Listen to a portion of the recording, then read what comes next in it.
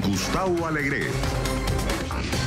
¿Qué tal? Bienvenidos a Club de Prensa, el programa que analiza los temas nacionales e internacionales más importantes del momento. Soy José Díaz Briceño, en ausencia de Gustavo Alegret, el conductor y director de este programa. Los saludamos desde Washington, hoy con dos de los analistas más importantes aquí en esta capital.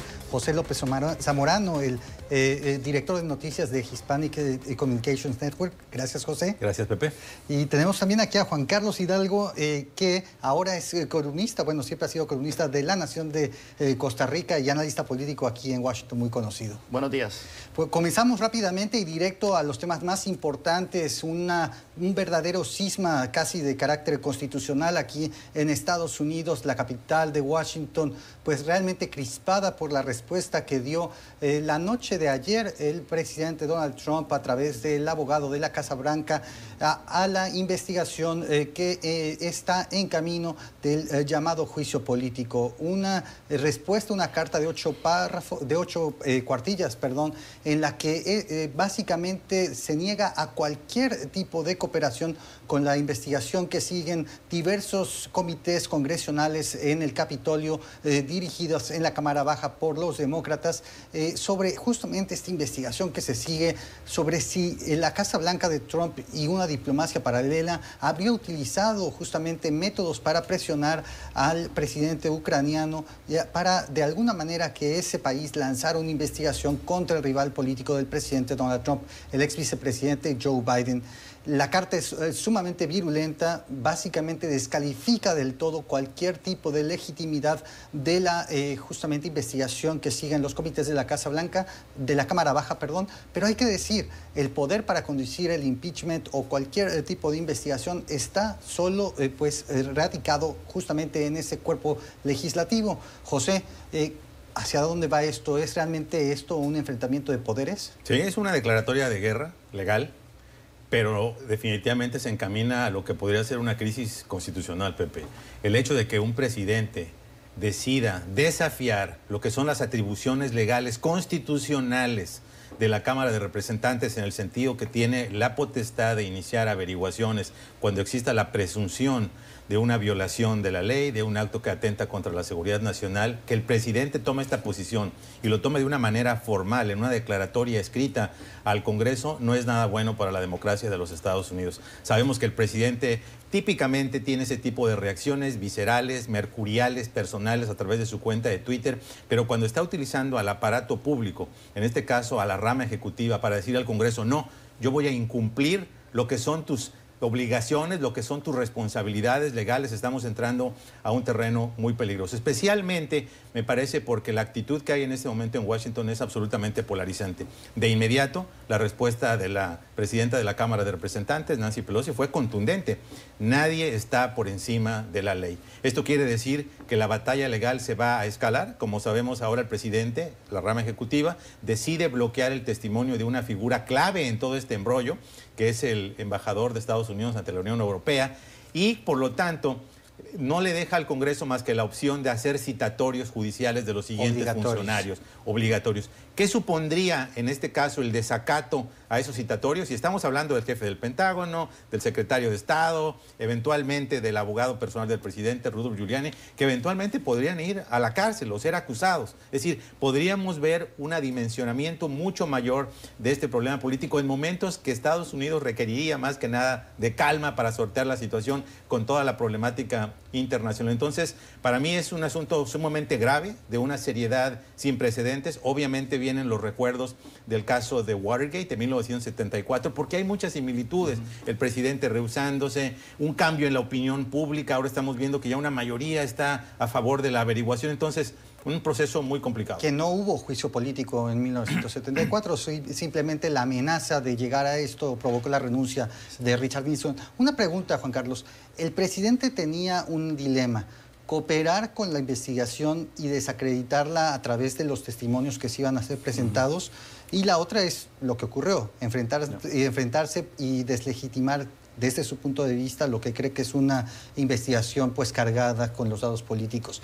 ¿Por qué decide enfrentarse? ¿Significa que está declarando su culpabilidad abiertamente? Ese es el ADN de Donald Trump. Yo creo que nadie esperaba de que Donald Trump fuera a colaborar en esta investigación. Desde un inicio... Pero hay un incentivo, ¿no? Para que, desde su punto de vista, desacreditar si es que no hubiera ningún cuestionamiento, presentar a los testigos y que se fuera libre. No, él medra de este ambiente de crispación, de este ambiente de polarización, de este ambiente de confrontación con los demócratas. Es su charco, como podemos decir. Él se siente en su salsa a la hora de... Mirá los números en cuanto a recaudación para su campaña de reelección. Se han disparado desde que empezó esta investigación para un posible juicio político. Estamos hablando de millones de dólares en cuestión de 48 horas o menos. Así que no me sorprende en lo absoluto. Aquí esto va a llevar a las instituciones de Estados Unidos al límite.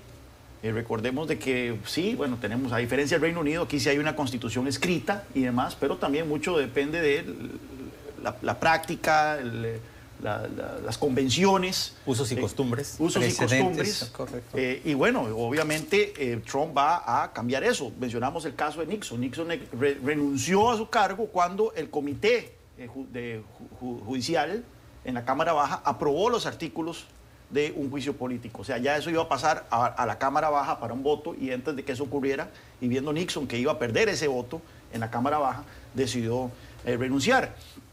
Pues bueno, obviamente eso no va a ser Donald Trump. Donald Trump va a llevar esto hasta las últimas consecuencias, y Pepe mencionaba aquí un caso, un tema que es de importancia cardinal en este debate, que es el tema de la opinión pública.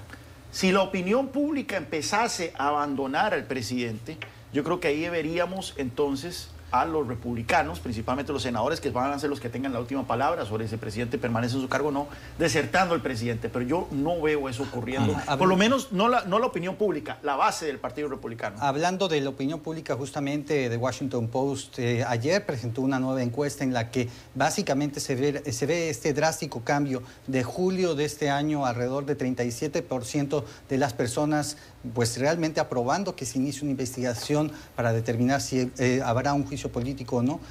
Hoy se tiene un nivel de 68%, de 37 a 68. 58. Es realmente algo fuerte.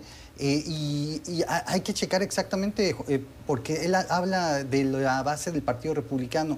Es realmente la base lo que determinará si los senadores dan la vuelta o no. No. Yo creo que lo que va a determinar es sus propias posibilidades de reelección el propio próximo año. Todos sabemos que si tú te conviertes en un enemigo de Donald Trump, enemigo político, seas demócrata o republicano, vas a ver la maquinaria retórica de Donald Trump contra ti. Y obviamente lo que muchos republicanos están temiendo, por lo menos en este preciso momento, es que si ellos se lanzan abiertamente contra el presidente, van a ver al presidente haciendo abiertamente campaña contra ellos el próximo año. La única excepción a la regla es Mitt Romney. Y la singularidad no solo es que traen una inquina desde hace varios años, sino que Mitt Romney no enfrenta reelección el próximo año, sino hasta 2024.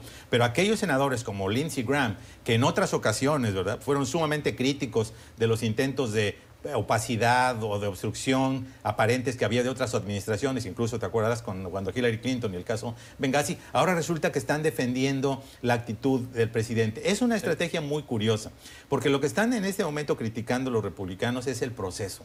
Están disputando si la Cámara está actuando de manera apropiada, en los tiempos correctos, pero no están hablando de la sustancia. Si bien es verdad que nadie ha criticado al presidente, tampoco lo han defendido. Si no hemos visto a nadie que diga la llamada fue absolutamente correcta, etcétera, sino de la manera en que se están conduciendo. Entonces me da la impresión, regresando al tema de la opinión pública, en la medida que esta ola crezca, en la medida que la evidencia, hasta como se ha dado hasta el momento, siga corroborando lo que es la sustancia de la denuncia original del informante anónimo, me parece que van a tener mucha mayor cobertura para poder públicamente hacer posicionamientos, digamos, un poquito más aventurados en torno al tema, ¿no? Aquí es un tema que es interesante, porque hay otra arista.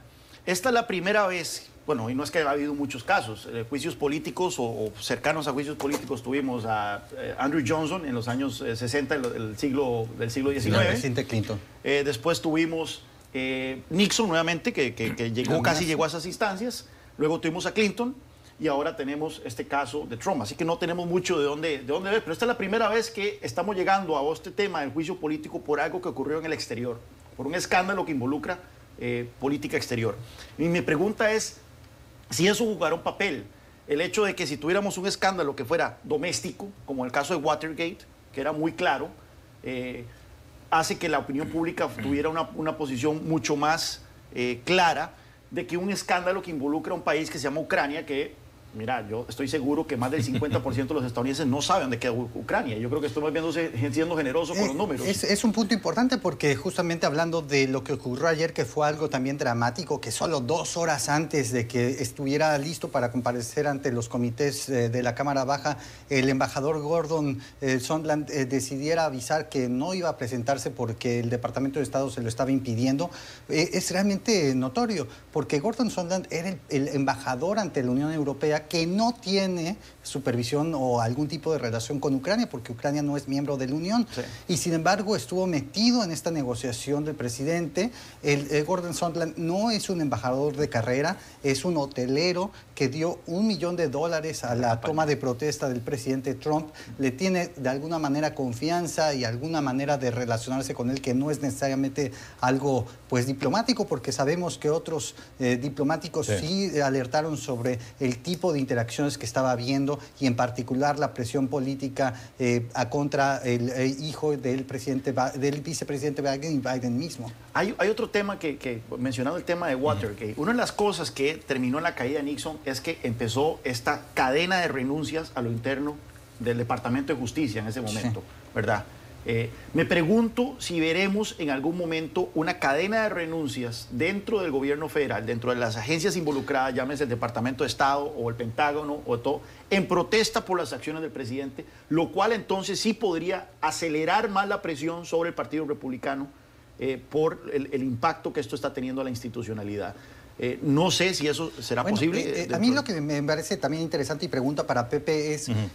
Además, fuera de que estamos nosotros discutiendo esto, pareciera que hay una realidad paralela, porque si uno observa los medios de comunicación conservadores, de los que observan los miembros del Partido Republicano, los senadores y la base, están hablando de cuestiones completamente distintas.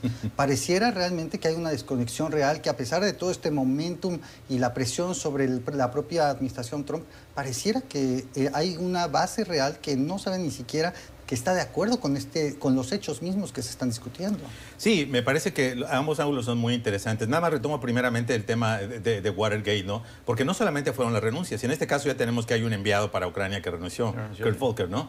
Sino los despidos del presidente Nixon. Cuando hace esta masacre del sábado por la noche, cuando empieza a buscar quién le va a hacer el trabajo sucio y empieza a despedir al procurador general, al fiscal especial, etcétera, Sean Cox, etcétera. Ahí estamos viendo que eso les cambió a los republicanos, más que la opinión pública. El hecho de que viste a un presidente que estaba totalmente fuera de control, de un presidente que estaba tratando de hacer un control de daños, violando más la ley y aumentando el encubrimiento. En este caso me parece que esa similitud se sigue aplicando, porque lo que estamos viendo aquí es un presidente que ha decidido tomar el paso de la obstrucción, y obviamente que el tema de la obstrucción al Congreso y probablemente obstrucción a la justicia van a ser parte de los artículos del juicio político. Y en medio de todo esto, algo que complica todavía más la situación y que no ha caído nada bien entre el estamento republicano, Juan Carlos, sé que hay opiniones diversas, pero la mayor parte del establishment en Washington está en contra de la decisión anunciada justamente hace 2 días de dejar el campo libre en el noreste de Siria para que Turquía haga una invasión,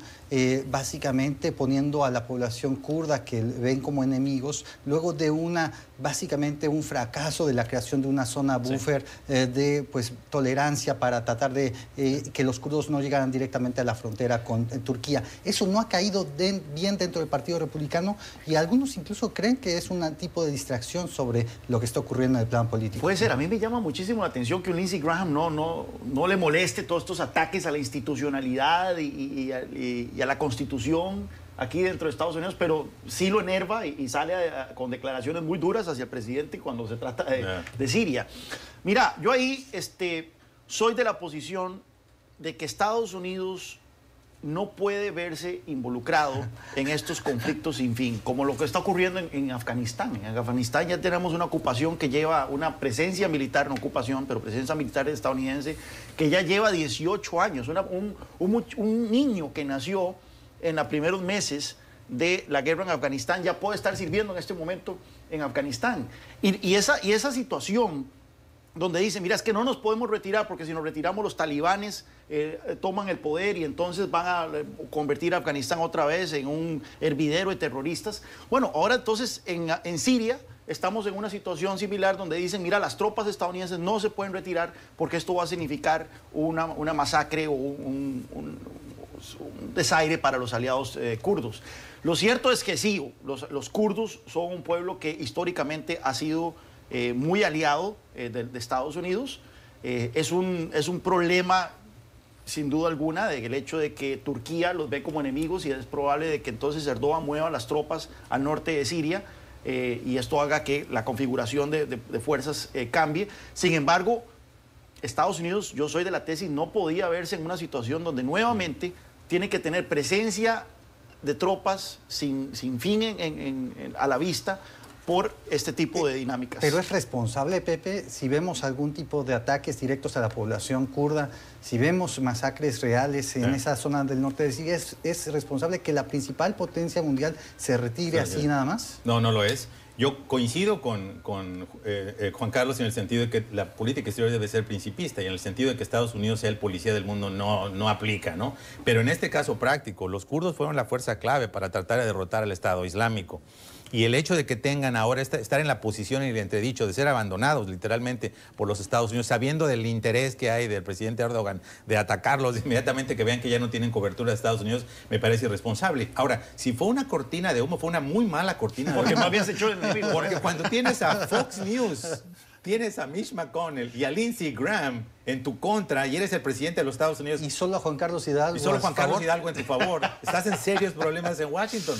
Entonces, obviamente fue una muy mala distracción que le está costando apoyo en ese tema, en el de política exterior. Ciertamente, hasta el momento los republicanos han compartimentalizado, no se quieren meter con el impeachment, pero sí pueden hablar de política exterior, pero obviamente no es una de las distracciones que quisiera. De ahí vimos que ya hay un matiz de que específicamente va a buscar que no haya un ataque de los kurdos, a buscar algún tipo de negociación, porque la reacción que hubo en Washington fue durísima contra él de sus aliados, no de los demócratas. Entonces yo creo que ahí va a tener que hacer algunos ajustes o de lo contrario temería perder algún tipo de apoyo en la otra parte que es la parte doméstica. Última palabra, ¿eh? No, aquí lo que debió haber ocurrido, pero es un escenario infumable para todos, para mucha gente en Washington, es un acuerdo con Assad. Al final de cuentas ya Assad ganó esa guerra civil.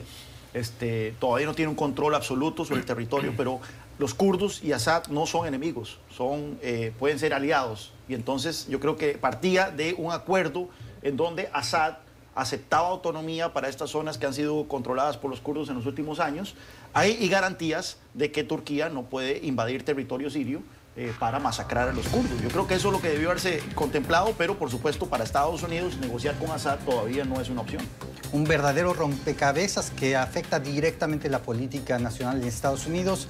Ya regresamos aquí a Club de Prensa con más.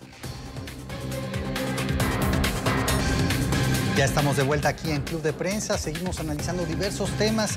La realidad en América Latina es realmente complicada, diversos países con diversos temas de crisis y en particular Ecuador, que corona una semana de disturbios en las calles de diversas ciudades, con lo que se espera será una fuerte movilización de sectores indígenas en la capital, Quito. Para todos efectos prácticos, el presidente Lenín Moreno, que tomó posesión en 2017, ha trasladado la sede del Poder Ejecutivo a la ciudad costera de Guayaquil en previsión justamente de estas marchas multitudinarias.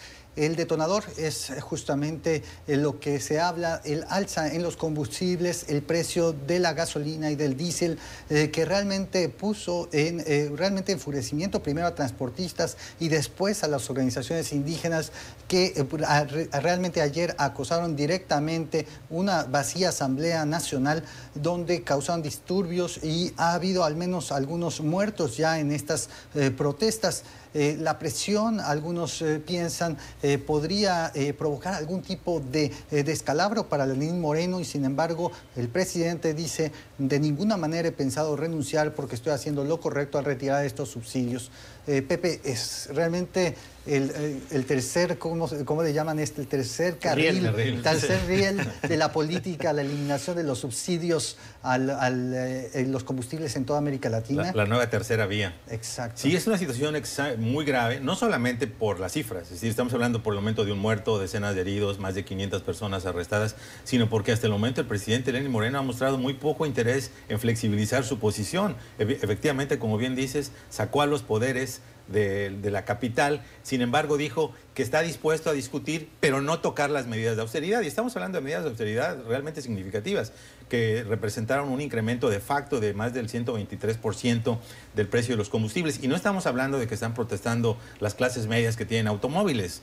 Es decir, es un efecto de esta naturaleza, todos los expertos coinciden, tiene un efecto de cascada entre la inflación de todos los productos, porque si encarece la transportación, encarece los precios de los alimentos, de las frutas, y hay de una las parálisis medicinas, real. hay una parálisis de la economía, o sea, hay un efecto dominó que tiene consecuencias prácticas para la vida de la gente. De allí que me parece se entienda estas manifestaciones. Yo creo que por ahí también hay otros sectores que están buscando también sumarse en este engranaje para buscar probablemente legítimas reivindicaciones, como puede ser el caso de los sectores indígenas, que por cierto decidieron no negociar hasta que lleguen allá, pero ya se tenía un efecto práctico en la economía. Por ejemplo, se suspendieron las operaciones de petróleos en dos de las petroleras, dos de las instalaciones petroleras de Ecuador, lo cual obviamente va a tener todavía un impacto mayor en la recaudación fiscal, en la recaudación de ingresos, en temas que tienen que ver con el gasto público, y no vemos ningunos visos de solución. Es un poco preocupante que a pesar de esta movilización, del hecho que se están volviendo multitudinarias, no haya por lo menos un dejo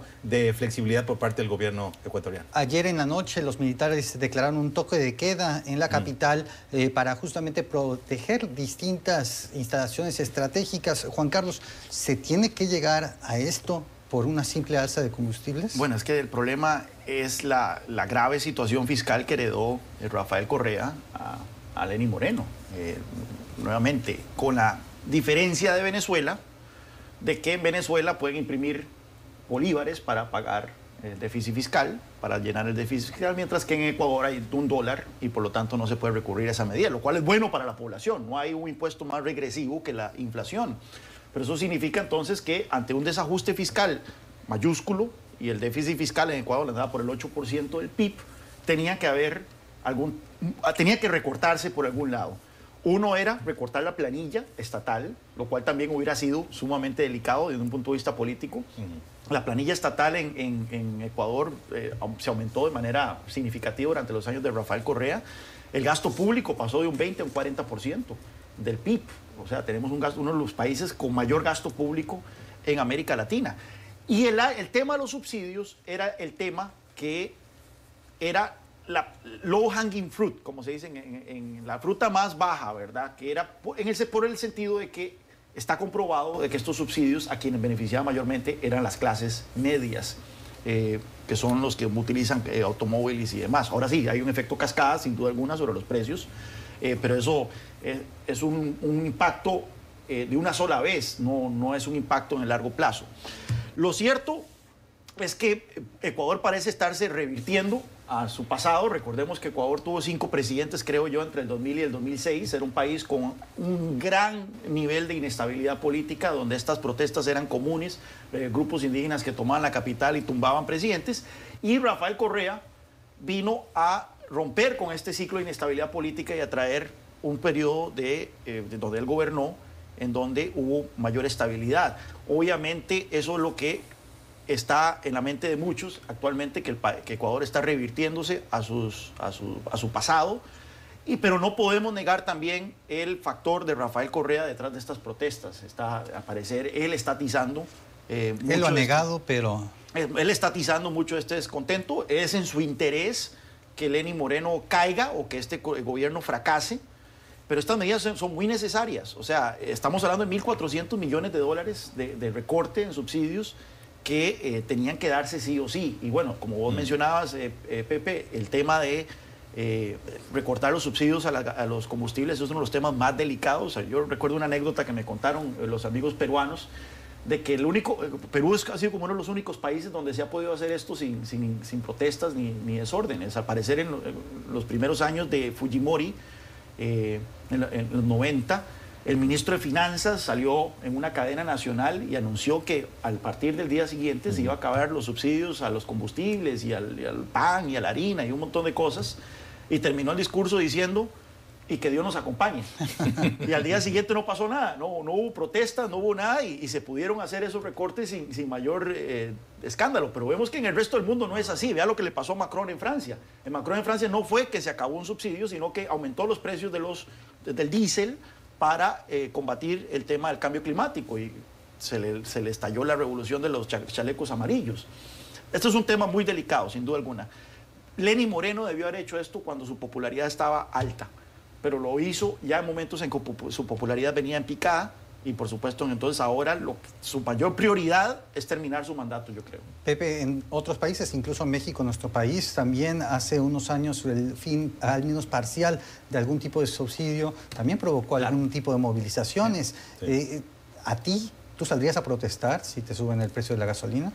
Si se trata de un tema en el cual obviamente ponen en entredicho mi supervivencia económica, yo creo que sí, ¿no? Yo creo que todo el mundo... Nunca sabes cómo va a salir la chispa de estas manifestaciones y movilizaciones populares. Te recordarás que en México, por ejemplo, cuando hubo un aumento del mínimo al costo de las colegiaturas universitarias, hubo un gran movimiento del Comité Nacional de Huelga. En otros países ha habido un ligero aumento a las tarifas del metro, han producido movilizaciones masivas. El Caracazo fue el Caracazo, por ejemplo. Eso te demuestra justamente el nivel muchas veces de vulnerabilidad que enfrentan grandes segmentos de la población, no solamente desde el punto de vista económico, porque es una realidad, sino también desde el punto de vista social y político. Es decir, hay ese caldo de cultivo ideal para que algunas personas, cuando hay una medida que se percibe que es antipopular, pues obviamente utilicen, en este caso, por ejemplo, en el caso de Ecuador, estamos hablando de los sindicatos, fueron los que de alguna manera empezaron las movilizaciones el 4 de octubre, pero después se sumaron otros sectores que también ven la oportunidad de hacer justas reivindicaciones. Ahora, no ayuda para nada que el Ministerio de Defensa de Ecuador y el gobierno, algunos funcionarios se han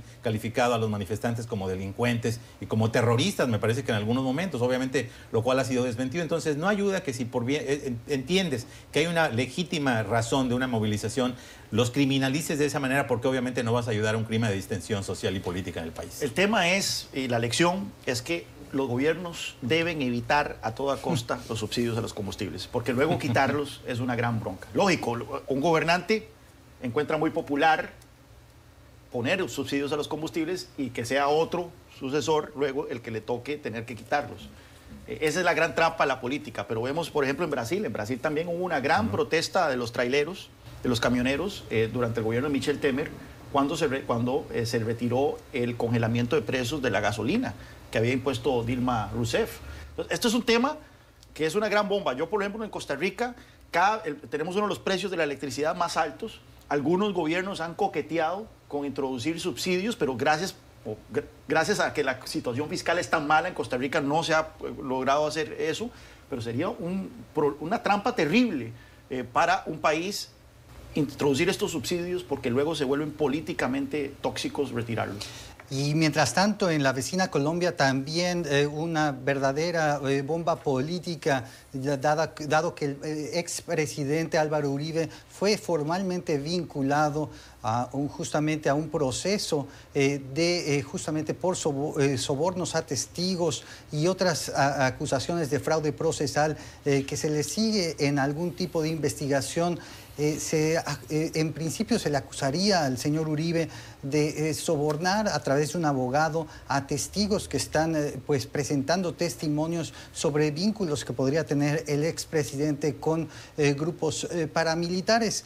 La figura de Uribe es una de las más importantes en América Latina, un referente dado su mano dura para controlar el crimen y también dentro de Colombia provoca fuertes pasiones, es realmente el dirigente del Centro Democrático y una figura que pareciera que sigue definiendo los ritmos de la política colombiana, Pepe. A ver, de las tempestades, pero sí, de la misma manera que tiene un gran grupo de partidarios, tiene también un gran grupo de detractores. Y es una gran paradoja lo que está ocurriendo en este momento, porque precisamente todo deriva de una investigación que había, de una acusación que había hecho Iván Cepeda en el sentido de que el presidente había estado relacionado con la formación de algunos segmentos de grupos de autodefensa de Colombia. El presidente lleva el caso a la Suprema Corte de Justicia y durante todo este proceso de averiguación le da totalmente la vuelta, porque entonces Resulta que los testigos que estaban queriendo servir de descargo al presidente después denunciaron que habían sido sobornados, que se les dio dinero. Me parece que alguno de ellos tenía incluso grabaciones de cuando uno de los abogados le estaba ofreciendo dinero. Ellos dicen que no es así, que era ayuda humanitaria para la familia. Obviamente lo tendrá que decir la Suprema Corte de Justicia. Va a ser un caso realmente parteaguas. El expresidente todavía es senador de la República. Tiene decenas de investigaciones en su contra, singularmente esta probablemente es la más inminente y la más importante, y va a ser muy interesante el desenlace de que decida la Corte si efectivamente un expresidente cometió algún tipo de atropello, de violación de la ley, sobornando testigos en un proceso que era inicialmente propiciado por él mismo, y cuál sería ese desenlace para casos posteriores en el país. Un expresidente que domina la política todavía en Colombia. Yo creo que en América Latina, así en tiempos modernos, solo en 3 países podemos encontrar que una figura sea la que defina la política como pro o anti esta figura. Lula en Brasil, Uribe en Colombia y Fujimori en Perú, creo yo. No sé si se me está escapando, pero efectivamente en Perú o sos fujimorista o sos antifujimorista. En Colombia o estás con Uribe o estás en contra de Uribe, y en Brasil o estás con Lula o estás... Quizá podrías incluir acá a Venezuela en esa... Ah, bueno, y Chávez obviamente, no, el elefante en el cuarto se me olvidó. Pero bueno, en el caso de Uribe... claramente, por muchos años, los uribistas han acusado de que el Poder Judicial la tiene contra el presidente, contra el expresidente, y en este caso, ese caso que se le está llevando tiene ciertas particularidades que como que aunan o confirman esa narrativa, el hecho de que se le diera la vuelta, ¿verdad?, a esa investigación. Fue Uribe más bien que presentó una denuncia y terminó siendo el investigado. El hecho de que se descubriera que el teléfono de Uribe estaba siendo interceptado accidentalmente, y que entonces estaban utilizando grabaciones de él que no fueron legalmente aprobadas. Eso en cualquier investigación es prueba suficiente para que tiene que ser descartada. Y sin embargo aquí están admitidas en el proceso. Están admitidas. Entonces hay muchas cosas que son sumamente irregulares de este proceso, que va a fomentar el relato de los uribistas de que el Poder Judicial, que recordemos que el Poder Judicial chocó con Uribe mucho en su paso por la presidencia, de que el Poder Judicial anda detrás de Uribe y se lo quiere tumbar. Así que esto va a polarizar muchísimo la política colombiana en los meses que vienen. Pepe, por último, la última palabra. El presidente Iván Duque ha dicho que si hay una palabra que define al expresidente Uribe es honorabilidad. ¿Qué se juega Iván Duque al defender al presidente Bueno, Uribe? obviamente mucha gente considera que de alguna manera Duque es el ahijado político del presidente Uribe, tienen una afiliación partidista similar. Hay obviamente probablemente también relaciones personales, pero aquí me parece que lo más importante, independientemente del costo político no que tenga para el señor Duque estas declaraciones, aquí lo que más importante va a ser que haya un apego a la legalidad, porque por lo que dice Juan Carlos, ¿no? Esta idea de que estas conversaciones fueron grabadas aparentemente en otra investigación y que se dieron cuenta 30 días después y que sean admitidas en la Corte, pues pone un poco de una mancha, ¿no? Entonces lo más importante, como ha ocurrido con los procesos contra otros presidentes o expresidentes latinoamericanos, que se siga escrupulosamente el debido proceso para que no haya lugar a dudas, que cualquier resultado que sea estrictamente apegado a derecho, y bueno, quien tenga que pagar los costos políticos tendrá que pagarlos. Un momento realmente importante en América Latina. No abordamos más momentos tensos, pero por el momento hacemos una pausa aquí en Club de Prensa. De vuelta ya aquí en Club de Prensa con José López Zamorano y con Juan Carlos Hidalgo.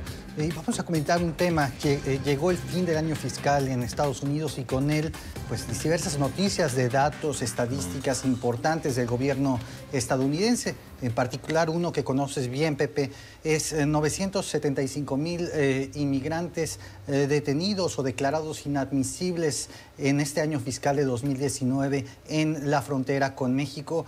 Esto derivado justamente de este gran éxodo procedente principalmente de los países centroamericanos, de muchas personas que vienen a pedir asilo a Estados Unidos y que en su intento por cruzar lo hacen ya sea por los puentes legales donde son declarados inadmisibles, pero también a través de la frontera entre los puertos de entrada, y ahí son declarados pues indocumentados y después entran al proceso de asilo.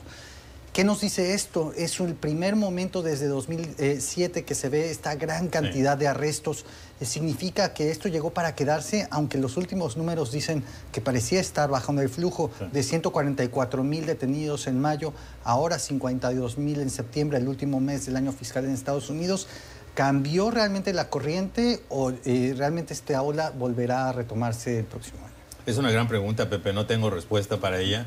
Evidentemente sí hay un impacto claro que se ve de las decisiones políticas que se tomaron, por ejemplo, de la política migratoria en México y también el acuerdo que hubo con Estados Unidos, con Guatemala. Este descenso es significativo, estamos hablando de más del 50% de reducción en relación con el mes de mayo, que fue también una cifra récord, pero que sin embargo, como bien decías, pues es pequeña comparado con las migraciones que había en la década pasada. Te recordarás, había años en los que la migración de mexicanos éramos de casi 500,000 de personas al año. Actualmente la migración de mexicanos es casi cero, ¿no? Entre las personas que llegan y las personas que son deportadas o deciden regresar, básicamente nuestra migración es inexistente. Estamos siendo absolutamente rebasados en número los mexicanos por los migrantes centroamericanos. Y esto creo que es muy importante precisarlo porque va al fondo de lo que podría ser la gran solución de largo plazo. Sabes que siempre hay vaivenes coyunturales, la época de verano, la época de invierno, de repente bajan, de repente suben. Pero es importante situar el tema como una migración de centroamericanos porque la solución que muchas personas han planteado, el gobierno mexicano incluido, creo que es una solución integral. En la medida que tú estés sistemáticamente generando condiciones que impidan que la gente salga, en el largo plazo, crear condiciones de oportunidad, condiciones laborales, etcétera. En esa medida vas a poder empezar a controlar realmente el fenómeno migratorio de una manera significativa y no dejar que simplemente sean los vaivenes coyunturales. En este caso, esta idea de crear grandes proyectos de infraestructura, de desarrollo en la región, me parece que parece ser un compromiso renovado de hacerlo. Vamos a ver de qué manera esto ya está empezando a afectar. Hay programas específicos que México ha implementado, por ejemplo, de apoyo a El Salvador. Vamos a ver también si eso está apoyando, pero evidentemente la dimensión del flujo migratorio, del fenómeno migratorio que hay de Centroamérica por cuestiones de marginación, de pobreza, de inseguridad, del pandillerismo que afecta a muchas familias, evidentemente habla de la necesidad de que se sea ambicioso en cómo resolver el problema. Ahora, simplemente, Pepe, no ayuda en ese contexto que muchas de las políticas del presidente Donald Trump son aparentemente contradictorias, porque por una parte muestra renovado idea de apoyar con proyectos o garantías crediticias la creación de proyectos de infraestructura en la región, pero por otra parte empieza a adoptar medidas que van a dificultar que haya una absorción legal de las personas que legítimamente quieren estar en Estados Unidos. De pronto viene la regla de la carga pública el 15 de octubre. Muchas personas que están tratando de emigrar desde acá o desde Estados Unidos o quieran regularizarse, pues no lo van a ver posible. Ahora acaba de iniciar otra muy polémica proclama el viernes pasado, donde cualquier persona que venga a Estados Unidos tiene que tener seguro médico, que sabemos que es uno de los seguros más costosos del mundo en Estados Unidos. Todos aquí sufrimos el costo del seguro médico porque es mayoritariamente privado, salvo el caso de los veteranos de guerra. Entonces, por una parte, si hay personas que legítimamente tienen un interés de venir a Estados Unidos y tienen más legítimas necesidades de recibir asilo y buscan los caminos legales, ¿por qué se los dificultan? Hay 2.6 millones de servicios en inmigración que están retrasados, 700,000 personas que se quieren volver ciudadanos de Estados Unidos. Venir como mexicano legalmente a Estados Unidos de hermano a hermano te toma 21 años. Entonces, hace falta una reconfiguración real. Es un debate mucho más amplio de todo el sistema migratorio para que veas cómo empiezas a absorber a estas personas que quieren legítimamente venir y empezar a quitar un poco de presión en algunos sectores del mundo, ¿no? Claramente parece que el presidente Trump no solo está tomando medidas para detener la migración indocumentada, sino para bajar los niveles de migración legal a este país. Y sin embargo, Juan Carlos, hay que decir, pareciera que desde mayo pasado, junio, cuando se firmó un acuerdo, México se ha convertido en el verdadero muro del presidente Trump. La administración Trump no deja de agradecer las medidas tomadas por el presidente Andrés Manuel López Obrador. Sorpresa para muchos que esté colaborando tan de cerca con Estados Unidos, colocando 25,000 tropas mexicanas en la frontera norte y frontera sur y aceptar al menos 45,000 buscadores de asilo en Estados Unidos que esperen en las ciudades fronterizas mexicanas.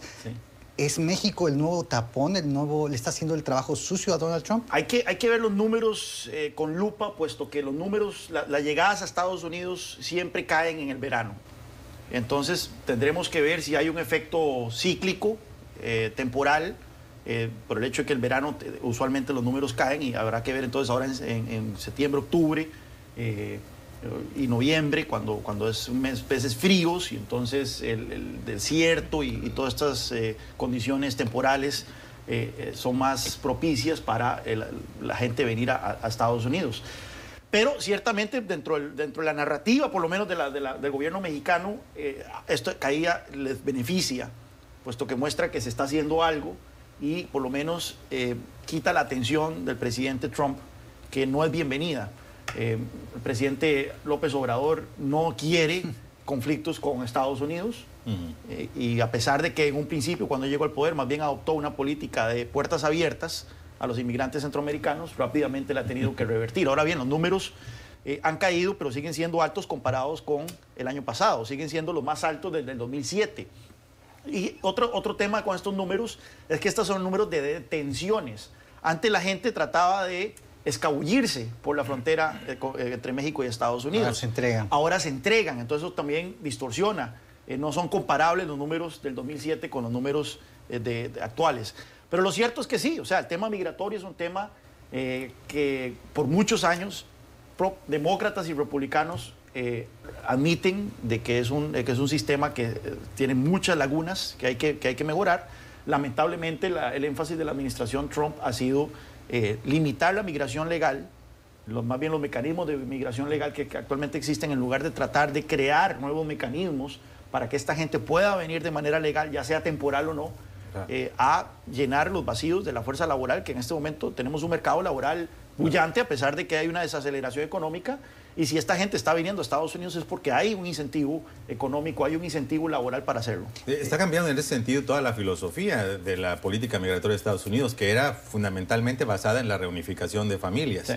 Y ahora esta idea que está privilegiando un sistema meritocrático a través del cual tendrían más facilidades personas que tengan un título universitario, que ya tengan un empleo, que tengan el seguro médico, etcétera, explica por qué razón va a ser mucho más complicado regular el fenómeno migratorio. Que quede claro que Juan Carlos Hidalgo no se atrevió a decir si México es el tapón de Estados Unidos del presidente Trump, si hacemos el trabajo sucio, lo dejó abierto al aire, yo le di la oportunidad, el costarricense podría atreverse a decir esto.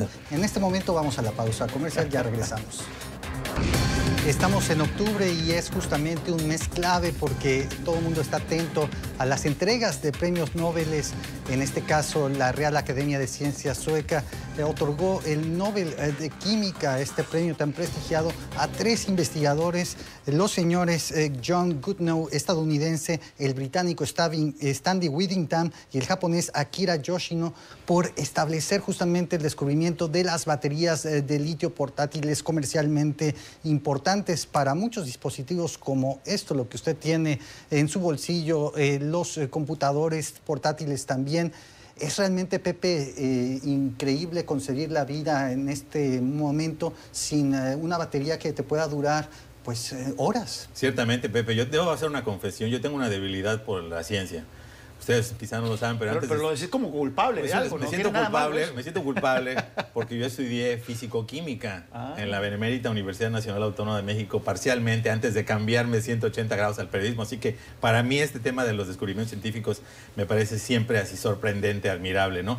Y me llama mucho la atención, Pepe, porque justamente dices tú, nosotros ya somos beneficiarios de la aplicación de las tecnologías. Pero cuando te das cuenta que muchas veces el desarrollo de estas tecnologías toma décadas, en este caso las baterías de litio, que son extraordinarias, porque antes las pilas, recordarán, tenían memoria, y una vez que empezabas a crearle memoria a la pila solo recargaba un 10, un 20, un 30%. Las baterías de litio terminaron con eso. Ahora tú puedes utilizar la batería casi indefinidamente. El único riesgo es que son un poquito reactivas, y entonces si las pones en un avión a ciertas temperaturas tienes que ser muy cuidadoso, por eso hay ciertas disposiciones especiales para ellos.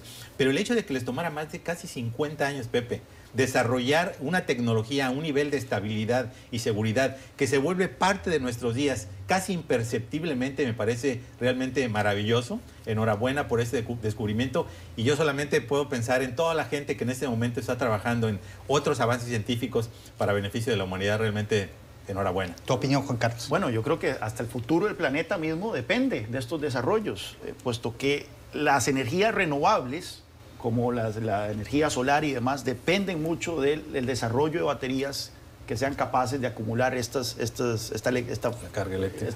Electricidad para ser utilizadas cuando, por ejemplo, no hay sol o cuando no hay viento o demás. Esta revolución va a hacer entonces más posible la descarbonización eventual de la economía, que los carros tengan baterías que duren más, que las casas puedan entonces acumular energía durante el día, usarla en la noche, y eso haga que entonces el consumo eléctrico pueda ser autóctono, cada casa generando su propia electricidad, que no tenga que recurrirse a electricidad generada por fuentes de combustibles fósiles, etcétera. Entonces, esto es el futuro, y entre más rápidos en estos desarrollos, mejor para la humanidad.